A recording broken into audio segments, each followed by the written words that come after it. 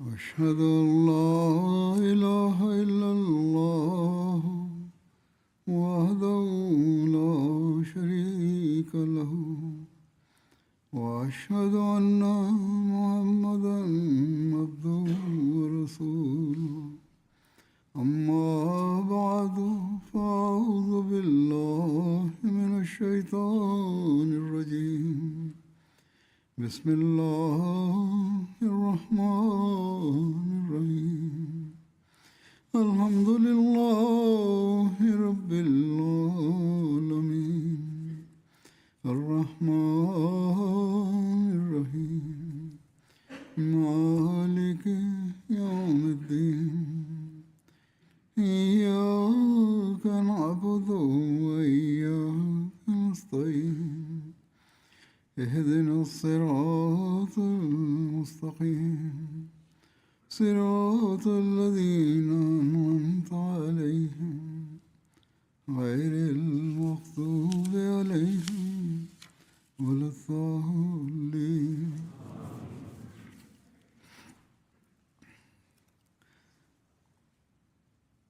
Hazrat sallallahu alaihi wasallam with regards to the generosity and munificence of the Holy Prophet, peace and blessings of Allah be upon him. In one narration, it is recorded that Hazrat Abu Sa'id Khudri radiyallahu ta'ala anhu relates that some people from among the Ansar asked something from the Holy Prophet, peace be upon him, and he granted it to them. They asked him again, and he again gave them something. They asked him yet again, and the Holy Prophet, peace be upon him, granted them once again, so much so that whatever he possessed had finished. Upon this, the Holy Prophet, peace be upon him, then said, "Whatever wealth I may possess, I will most certainly not keep it hidden from you. Nevertheless, whoever refrains from asking, Allah the Almighty will also protect him." At the same time, the Holy Prophet, peace be upon him, offered guidance with regards to imploring others to be given something. And he further stated, "Whoever seeks to be self-sufficient from worldly wealth, Allah the Almighty will make him self-sufficient. And whoever remains patient by going through an inner struggle, Allah the Almighty will grant him patience.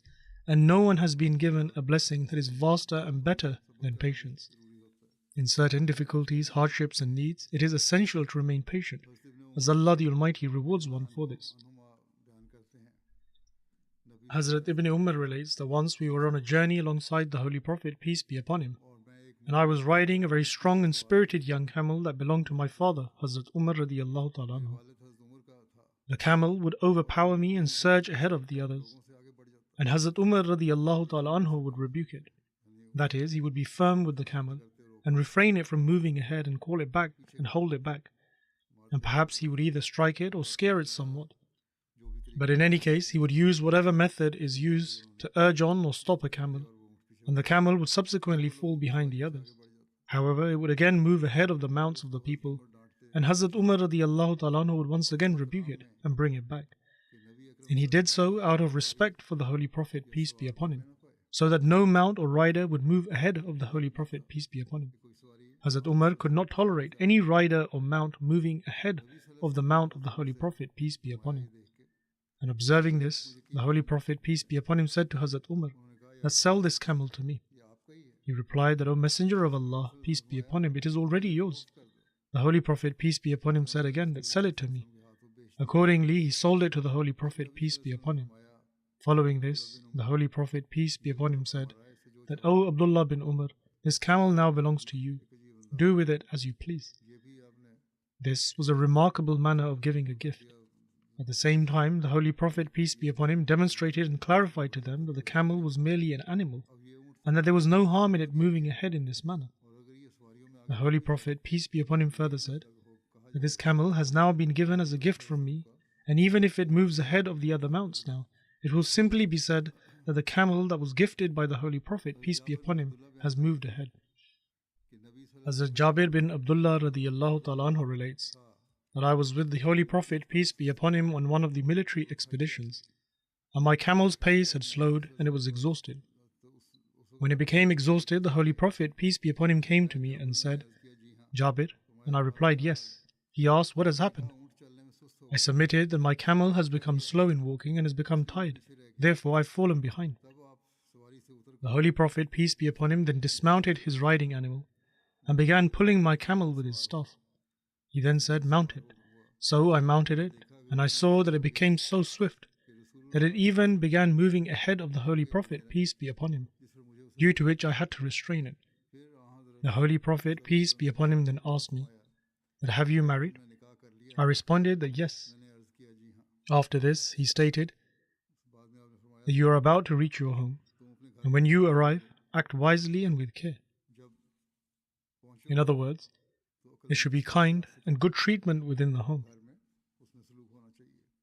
Then the Holy Prophet, peace and blessings of Allah be upon him, stated that, "Will you sell this camel to me?" I replied that yes.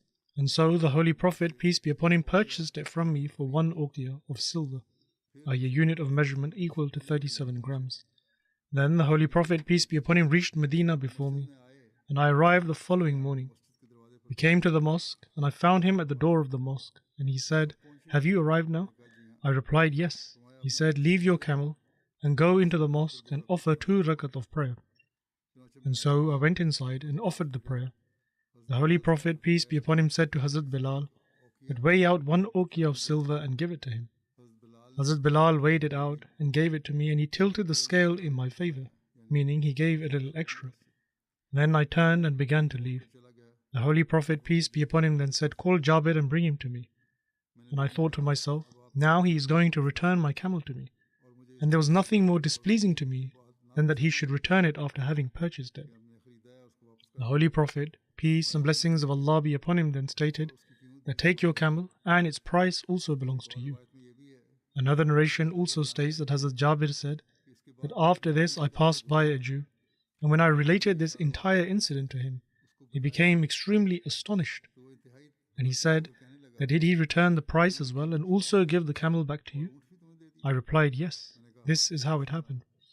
Hazrat Jabir says that such great blessing was placed in this gift from the Holy Prophet, peace and blessings of Allah be upon him, that the camel remained alive throughout the blessed era of the Holy Prophet, peace be upon him, the era of Hazrat Abu Bakr radiyallahu ta'ala anhu, and into the era of Hazrat Umar radiyallahu ta'ala anhu. It was the impact of the Holy Prophet, peace be upon him's example and his moral training and his spiritual power that had an influence upon all the companions. Hazrat Khadija radiyallahu ta'ala anha was also influenced by this, and it was for this reason that she entrusted her wealth to him without any fear of difficulty.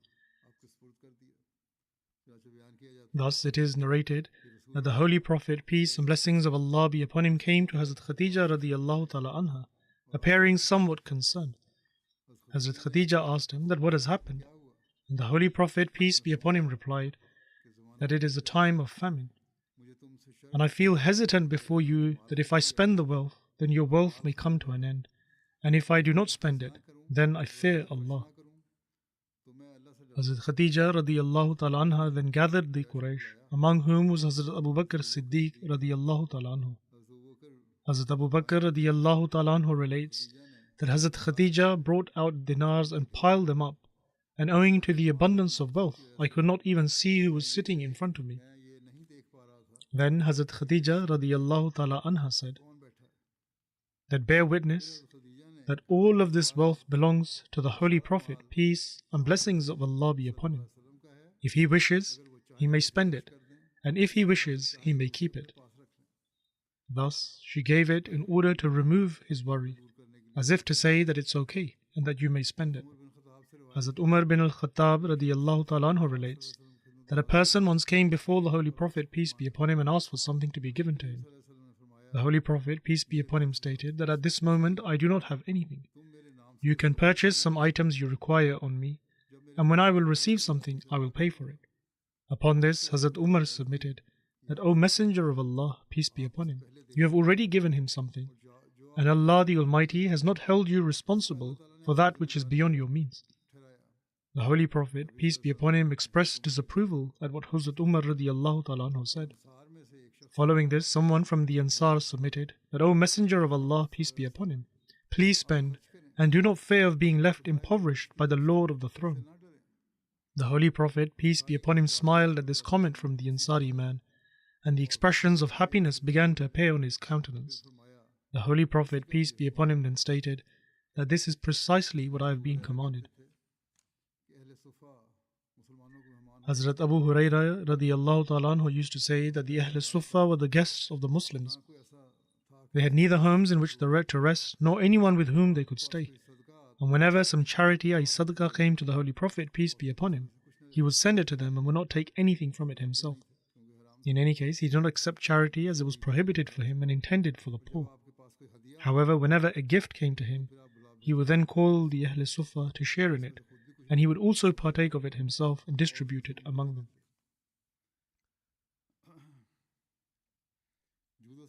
What lofty standards the Holy Prophet, peace be upon him, demonstrated in generosity, compassion and moral training can also be seen in the following narration. Hazrat Abu Hurairah radiyallahu ta'ala anhu relates that once a Bedouin came to the Holy Prophet, peace be upon him, and asked for assistance regarding some need. The narrator, Ikrimah, says that he thought the man had come seeking help in paying blood money. The Holy Prophet, peace be upon him, gave him something and then asked that, "Have I treated you kindly?" The Bedouin replied that, "No, you have not treated me well." Upon this, some of the Muslims became extremely upset, and they intended to move towards him and confront him. But the Holy Prophet, peace and blessings of Allah be upon him, stopped them with a gesture. The Holy Prophet, peace and blessings of Allah be upon him, then got up, went home and called the Bedouin to his house. The Holy Prophet, peace be upon him, then said to him that you came to us and asked from us, and we gave you something, yet you said what you said. In other words, that I had been unjust, i.e. the Holy Prophet, peace be upon him, had been unjust to him. The Holy Prophet, peace be upon him, then gave him more from his home and asked that, "Now tell me, have I treated you kindly?" Upon this, the Bedouin man replied that, "Yes, may Allah reward your household and your people with the best reward." The Holy Prophet, peace and blessings of Allah be upon him, then said that you came to us and asked from us, and we gave to you, but you spoke whatever came into your mind. In other words, he spoke without thinking. The Holy Prophet, peace be upon him, then said, "My companions now feel upset because of what you said. And so when you go back out, say before them what you have just said to me, so that whatever remains in their hearts may be removed." In other words, he should repeat before the companions that the Holy Prophet, peace be upon him, had indeed treated him kindly. The narrator says that when the Bedouin returned, the Holy Prophet, peace be upon him, said that this companion of yours came to us and asked from us, so we gave to him. Yet he said what came to his mind. Then we called him and gave him more, and now he says that he is pleased. Is that correct? Upon this, the Bedouin replied that yes, and may Allah reward you and your household and your people with the best reward. Hazrat Abu Hurairah radiyallahu ta'ala anhu narrates that upon this, the Holy Prophet, peace be upon him, then stated that my example and the example of this Bedouin are like a man whose she-camel ran away in fright. People chased after it, which only caused it to flee further. And the owner then said that, "Leave me and my camel, for I know better how to deal with it, and I will treat it more gently. If you continue chasing it, it will only run further away." The owner then approached the camel himself, carrying some grass to attract it.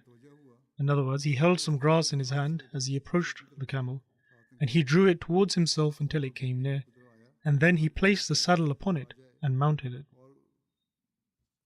The Holy Prophet, peace and blessings of Allah be upon him, then explained that the camel comes towards the grass, and when it sees it, it approaches, and when it comes close, the saddle can then be placed upon it. The Holy Prophet, peace be upon him, then stated that if I had accepted your suggestion at the moment when you wanted to deal with him harshly because of the Bedouin's harsh words, and if I had allowed you to act harshly, then he would have ended up in the fire. But I saved him, and now he has become content. Thus, these were the ways in which the Holy Prophet, peace and blessings of Allah be upon him, gave to others. He even took the Bedouin into his home and gave from there. He could have brought something outside and given it there, but instead he showed him that, "Look, there are no luxuries or worldly comforts in my home either. Yet whatever I have, I am giving to you, and in this way the Bedouin's heart was also reassured. Hazrat Rubay bint Muawwiz bin Afra narrates that her father Muawwiz bin Afra sent her to the Holy Prophet, peace be upon him, carrying one sa, a unit of measurement, of fresh dates with small fresh cucumbers placed on top, because the Holy Prophet, peace be upon him, liked cucumbers. At that very time, jewelry had arrived from Bahrain for the Holy Prophet, peace and blessings of Allah be upon him. And so he took a handful from among those ornaments and gave them to her. Another narration states that the Holy Prophet, peace be upon him, filled her hands with jewelry or gold and then said that wear this. Thus, this was the beautiful manner in which the Holy Prophet, peace be upon him, returned a gift. In exchange for dates and cucumbers, he gave her gold jewelry. Hazrat Abu Hurairah radiyallahu ta'ala anhu narrates that whenever a funeral was brought before the Holy Prophet, peace and blessings of Allah be upon him, for someone who had outstanding debts, he would ask whether the deceased had left behind any wealth with which the debt could be repaid. If the people replied that he had, then the Holy Prophet, peace be upon him, would lead the funeral prayer. Otherwise, he would say to the Muslims that you perform the funeral prayer for your companion. Later, when Allah granted the Holy Prophet, peace be upon him, further victories, he said that I am closer to the believers than even their relatives. Therefore, if any believer passed away leaving unpaid debt, then the responsibility of repaying it would be upon me. And if someone left behind wealth, then that wealth belonged to their heirs. In other words, if there was debt, the Holy Prophet, peace be upon him, said that he would take responsibility for paying it. But if there was inheritance left behind, then it belonged to the rightful heirs. Abdullah Hosani narrates that I met Bilal, the Muazzin, or one who makes the call to prayer, of the Holy Prophet, peace be upon him, at Aleppo. And I said to him that, O Bilal, tell me how the Holy Prophet, peace be upon him, managed his expenses. Hazrat Bilal radiyallahu ta'ala anhu replied that he had nothing of his own. I was the one who handled all of his affairs, and from the time he was sent as a prophet, from the moment I pledged allegiance to him, I managed everything right up until the Holy Prophet, peace and blessings of Allah be upon him, passed away. And whenever a Muslim came to him, and the Holy Prophet, peace be upon him, saw that he had no clothing, he would instruct me, and I would go and borrow money, buy a garment for that person, clothe him, and feed him, until one day a polytheist merchant came to me and said that, O Bilal, I have ample wealth, borrow only from me, and so I continued to do so. Hazrat Bilal radiyallahu ta'ala anhu further narrates that one day I had performed ablution and was standing up to deliver the call for prayer when that same polytheist arrived with a group of merchants. And when he saw me, he called out and said, O Abyssinian. I said, yes. He looked at me with contempt and addressed me harshly. And he said that, do you know how many days remain between now and the end of the month? In other words, the deadline we had agreed upon for repaying the debt by such and such date, or within a month. And he then said that, do you know how many days are left? Hazrat Bilal radiyallahu ta'ala anhu states that I told him that the time was near, and I was aware of it. Upon this he said, there are only 4 days left until the repayment date, and on account of what you owe me, I will seize you and send you back to the state you were in before, that is, herding sheep and goats. Hazrat Bilal radiyallahu ta'ala anhu further narrates that my heart felt what any man's heart would feel in such a moment, and a state of deep anguish came over me, and I continued until I had prayed Isha, and the Holy Prophet, peace and blessings of Allah be upon him, had returned to his family, and I sought permission to come to him, and the Holy Prophet, peace be upon him, gave me permission to enter during the night. I then submitted to the Holy Prophet, peace be upon him, that, O Messenger of Allah, peace be upon him, may my father and mother be sacrificed for you. The polytheist from whom I used to borrow has said such and such to me, and you have nothing with which you could settle this on my behalf, because he would borrow on the instruction of the Holy Prophet, peace be upon him, to give to such and such person. And now neither you have anything and nor do I, and he intends to humiliate me. Thus, grant me leave to go to one of the tribes that have embraced Islam until Allah provides for His Messenger, peace be upon him, what he can be used to repay what I owe. Hazrat Bilal radiallahu ta'ala anhu further says that I left and returned home.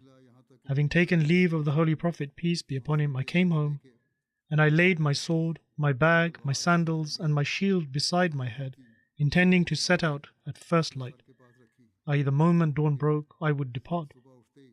And this was my resolve. He says that in the morning a man came running, calling out that, O Bilal, present yourself before the Holy Prophet, peace and blessings of Allah be upon him.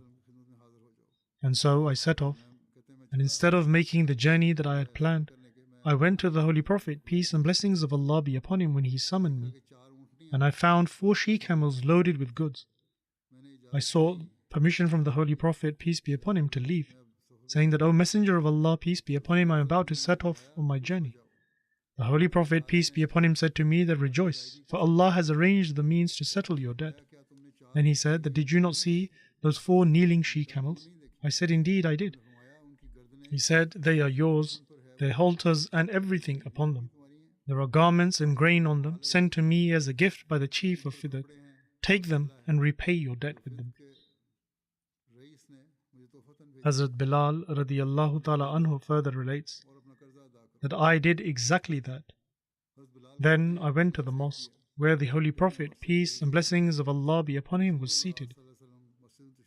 I greeted him, and he asked, what became of the matter you were dealing with?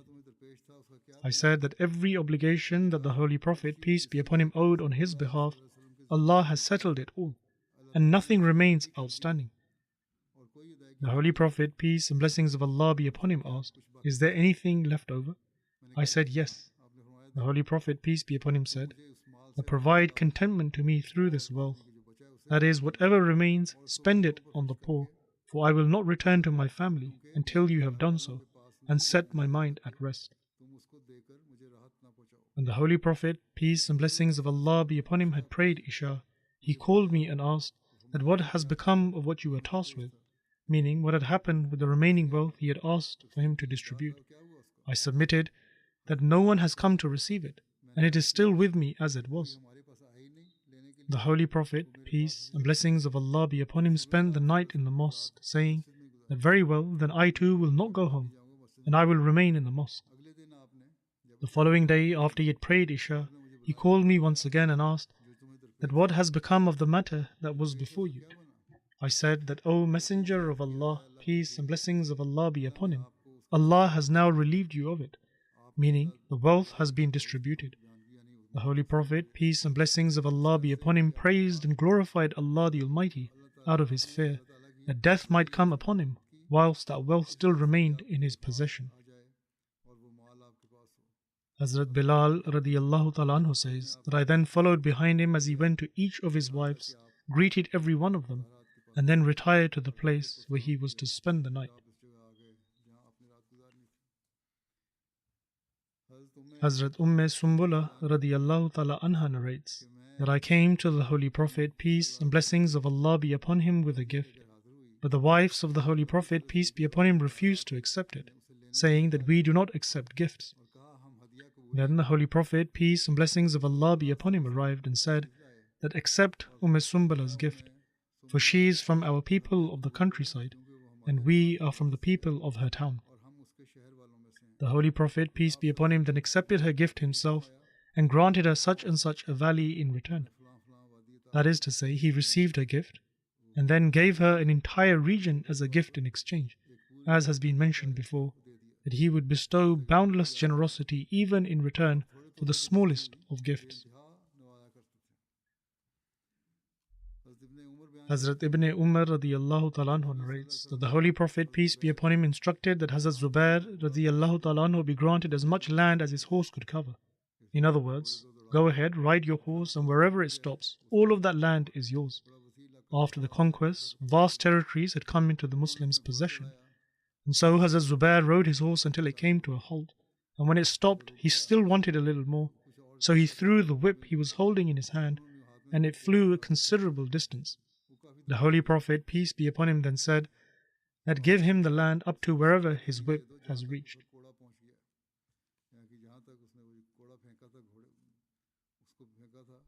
Hazrat Jubair bin Mut'im radiyallahu ta'ala anhu narrates that he was once traveling with the Holy Prophet, peace and blessings of Allah be upon him, along with others on the journey back from Hunain.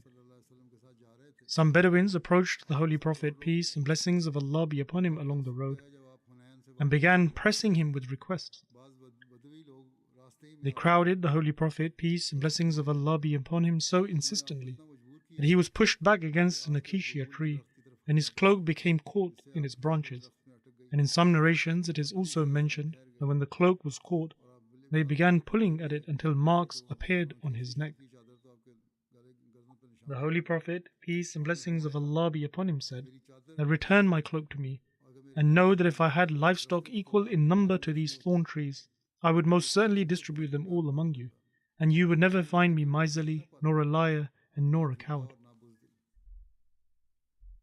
Whilst mentioning this incident, Hazrat Muslim Maud radiyallahu ta'ala anhu writes that after the conquest of Makkah and the battle of Hunain, the wealth that had been collected from the penalties imposed upon the defeated enemies and from the possessions left behind on the battlefield was, according to the established practice, to be distributed by the Holy Prophet, peace be upon him, among the Muslim army.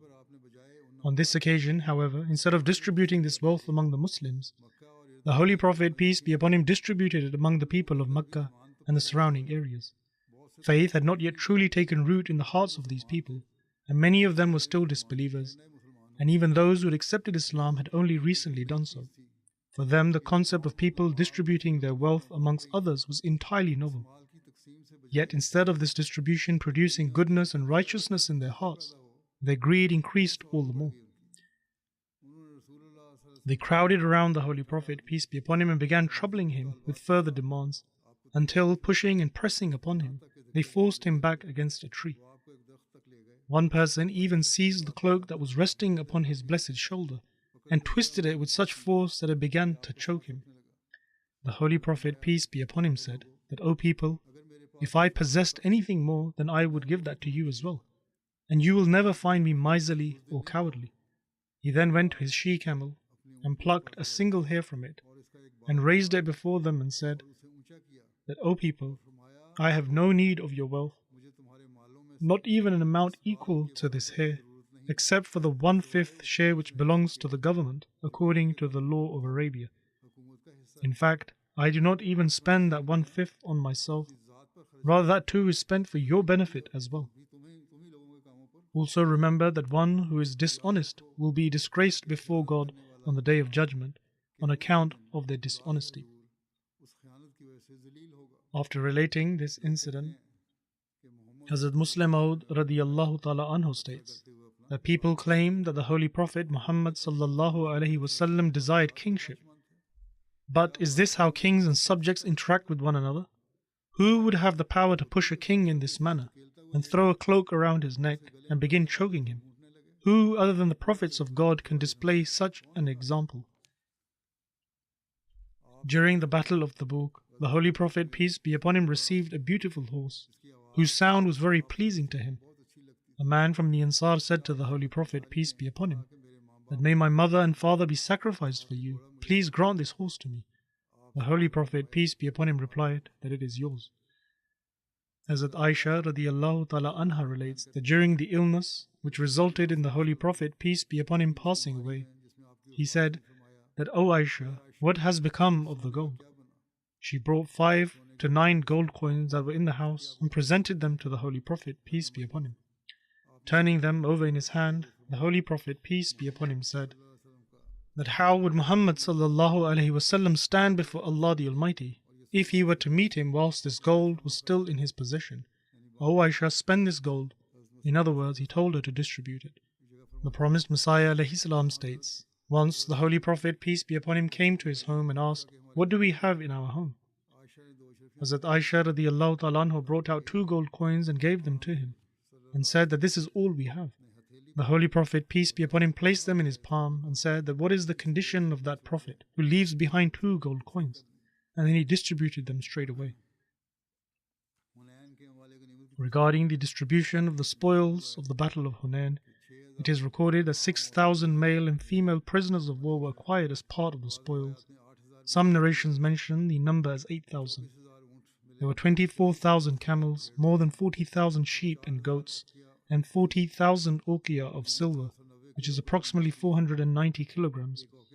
One uqiyah is equal to $10.50. When the Holy Prophet, peace be upon him, began distributing the spoils, he started by using it to build bonds of friendship with the leading figures among the Arabs and men of honor and influence within their respective tribes. The Holy Prophet, peace and blessings of Allah be upon him, granted them gifts in order to bring them closer. To some he gave 100 camels, and to others 50, in addition to silver and prisoners. Abu Sufyan bin Harb was given 100 camels. And when Abu Sufyan came into the presence of the Holy Prophet, peace and blessings of Allah be upon him, he saw a heap of silver before him and said, O Messenger of Allah, peace be upon him, you have become the wealthiest of the Quraysh. The Holy Prophet, peace be upon him, smiled and gave Abu Sufyan 40 uqiyah of silver and 100 camels. Abu Sufyan then said, that please grant something to my son Yazid as well. The Holy Prophet, peace be upon him, instructed that 40 uqiyah of silver and 100 camels be given to him too. This Yazid was the son of Abu Sufyan, not the infamous Yazid. The latter was Abu Sufyan's grandson, the son of Hazrat Muawiyah. In any case, Abu Sufyan then said, O Messenger of Allah, peace and blessings of Allah be upon him, please give something to my other son Muawiyah as well. The Holy Prophet, peace be upon him, instructed that 40 uqiyah of silver and 100 camels be given to him as well. Upon this, Abu Sufyan stated, that may my mother and father be sacrificed for you. You are indeed generous. I fought against you, and how excellent a warrior you proved to be. Then I made peace with you, and how excellent you are in making peace. May Allah grant you the best reward. Among those who benefited from the generosity and gifts of the Holy Prophet, peace be upon him, was Safwan bin Umayyah, one of the chiefs of Makkah. This was the same Safwan from whom the Holy Prophet, peace be upon him, had borrowed armor and weapons for the Battle of Hunayn. Safwan had participated in the Battle of Hunayn while still a polytheist, but during that very battle his heart began to change. When the time came to distribute the spoils, the Holy Prophet, peace be upon him, gave him 100 camels, and according to a narration in Sahih Muslim, he gave him 300 camels. Another narration relates that during those days the Holy Prophet, peace be upon him, passed through a valley filled with camels and goats from the spoils of war. Safwan looked on in amazement at such an abundance of wealth. The Holy Prophet, peace and blessings of Allah be upon him, said that, O Abu Wahab, this was Safwan's filial appellation, has this valley amazed you? He replied, yes. The Holy Prophet, peace be upon him, said, all of it is yours. Take it. Safwan immediately exclaimed, that I bear witness that you are the Prophet of Allah, for only a Prophet could give in such a manner. According to another narration, Safwan bin Umayyah himself states that the Holy Prophet, peace be upon him, continued giving me from the spoils of Hunayn, to the extent that whereas previously the Holy Prophet, peace be upon him, had been the most disliked person to me among all creation, he then became the most beloved person to me among all creation.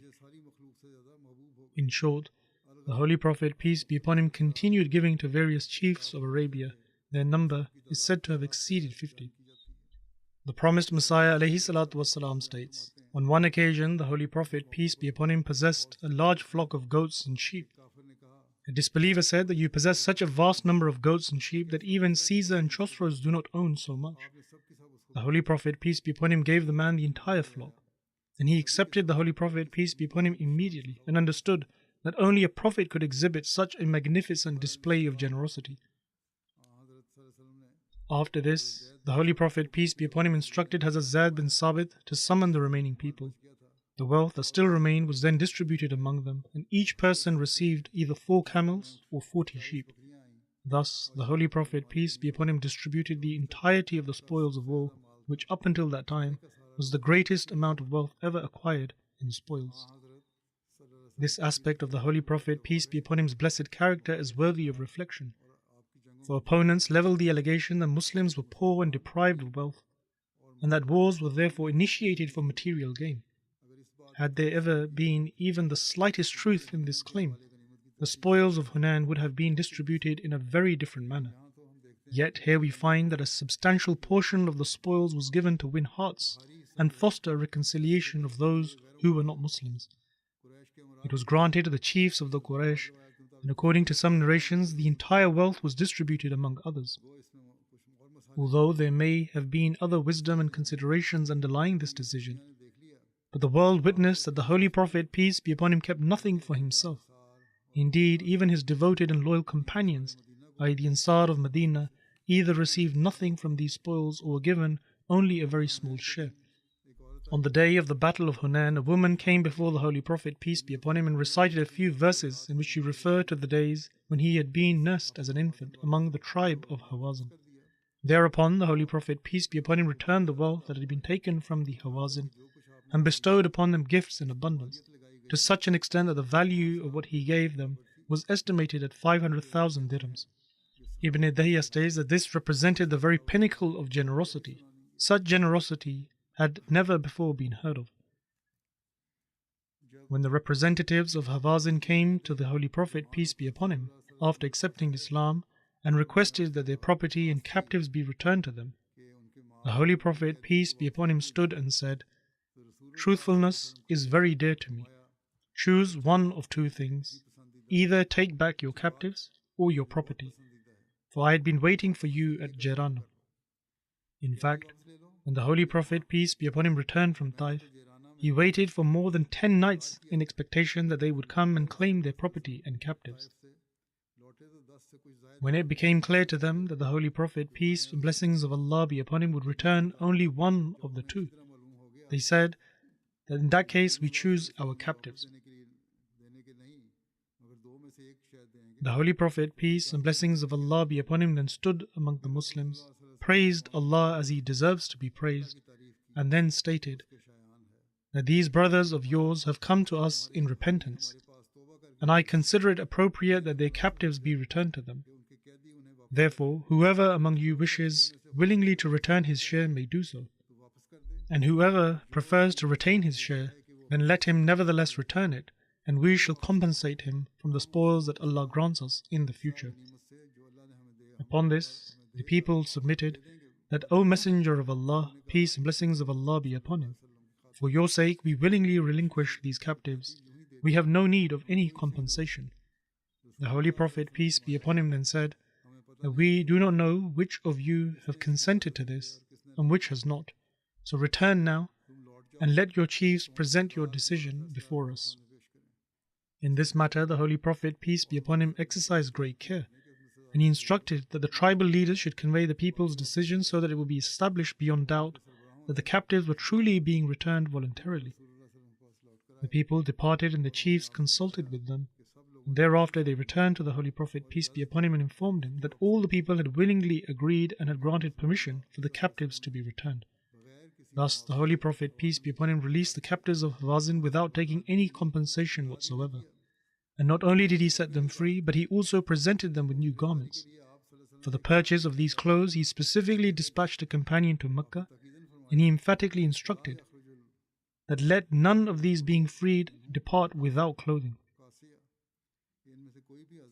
Hazrat Anas bin Malik radiyallahu ta'ala anhu relates that on the day of the Battle of Hunain, people came to the Holy Prophet, peace be upon him, and asked for assistance. The Holy Prophet, peace be upon him, gave them from his own flock of sheep, goats and camels, until nothing remained. Then the Holy Prophet, peace and blessings of Allah be upon him, said that what do you desire?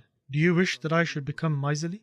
By Allah, I am neither miserly, nor cowardly, nor one who speaks falsely.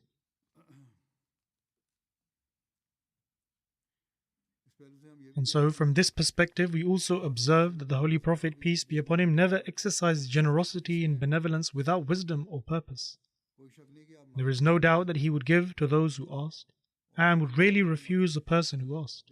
However, on certain occasions, he would wisely refrain from giving something to certain individuals, and there were various considerations and wisdoms underlying such decisions.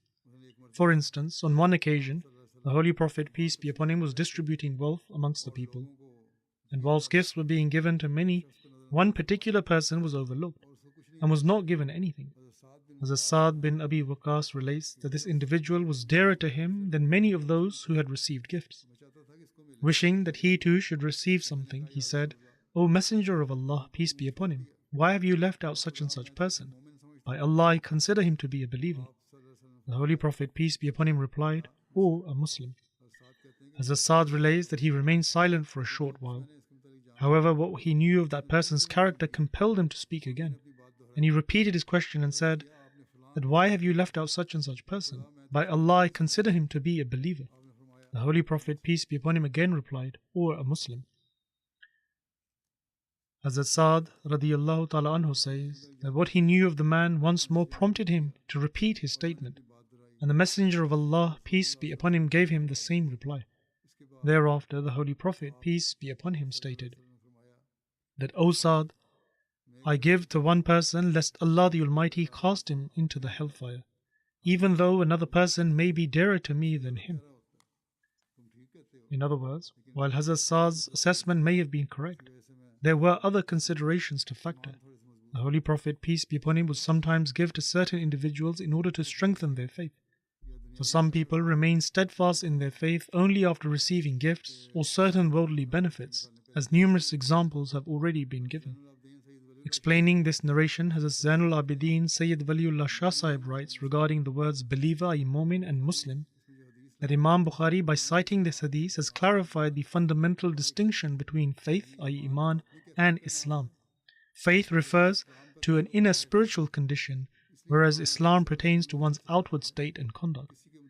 Thus, the Holy Prophet, peace be upon him, taught the believers to exercise caution when expressing opinions about another person's spiritual status.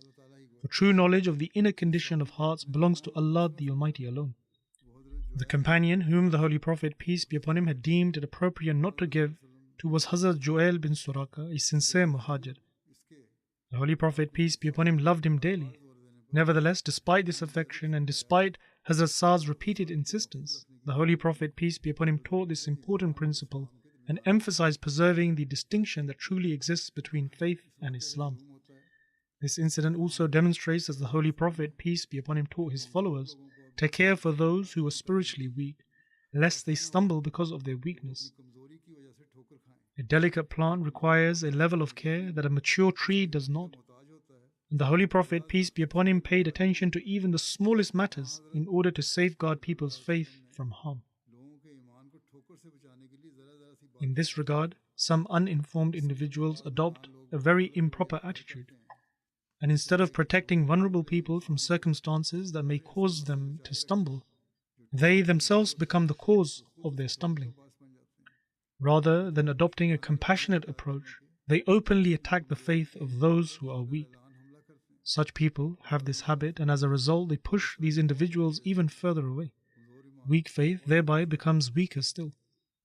Thus, this is a lesson that we should always remember. The Holy Prophet, peace be upon him, exercised such caution in this matter that he would even discourage excessive praise of someone's faith in the presence of others. This was not only because praise delivered directly to a person's face can sometimes be harmful to the one being praised, but also because comparisons of this nature may indirectly undermine or cast aspersions upon the faith and conduct of others. Through this single incident, the Holy Prophet, peace be upon him, taught 4 important lessons. Shah Sahib writes that these 4 lessons are: first, the distinction between Islam and faith, that accepting Islam and possessing true faith are not identical, for one pertains to outward conduct while the other concerns the state of the heart. Second, the appropriate and careful use of words, that one should employ the right expression according to the occasion and circumstance. Third, consideration for those whose hearts require comfort and strengthening. That is, one should assess as to what may bring benefit to different individuals. And fourth, one should not thoughtlessly praise someone in a manner that may inadvertently attack another person's faith and conduct. Thus, every incident from the life of the Holy Prophet, peace be upon him, is a treasure house of wisdom and moral reformation. The promised Messiah ﷺ, whilst describing the noble moral qualities of the Holy Prophet, peace and blessings of Allah be upon him, stated that the Holy Prophet, peace be upon him, exhibited perfect moderation in every respect, every moral quality manifested at its proper time and occasion, and among these noble qualities, His generosity was always exercised in its proper place and according to the demands of the situation. Likewise, his spirit of self-sacrifice was displayed appropriately, and his benevolence and kindness were also always expressed with perfect wisdom and balance. There are countless accounts illustrating the Holy Prophet's generosity and benevolence. Through them, we also witness many other dimensions of his noble character. In any case, just as his teachings are perfectly balanced, every aspect of his conduct reflected that same balance. May Allah the Almighty also enable us to reflect upon every aspect of the blessed life and character of the Holy Prophet, peace be upon him, and to act upon its guidance. May we strive to follow his noble example and mold our lives in accordance with the pleasure of Allah the Almighty.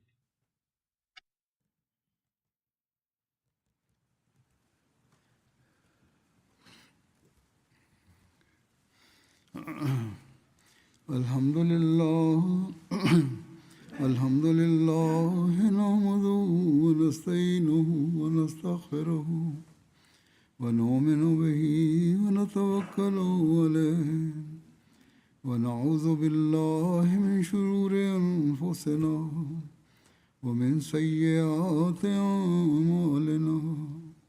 Man yahdihillahu fala mudilla lahu ومن يضلل فلا هادي له ونشهد أن لا إله إلا الله ونشهد أن محمدا عبده ورسوله عباد الله رحمكم الله إن الله يأمر بالعدل والإحسان وإيتاء ذي القربى وينهى عن الفحشاء والمنكر والبغي يعظكم لعلكم تذكرون اذكروا الله يذكركم وادعوه يستجب لكم ولذكر الله أكبر.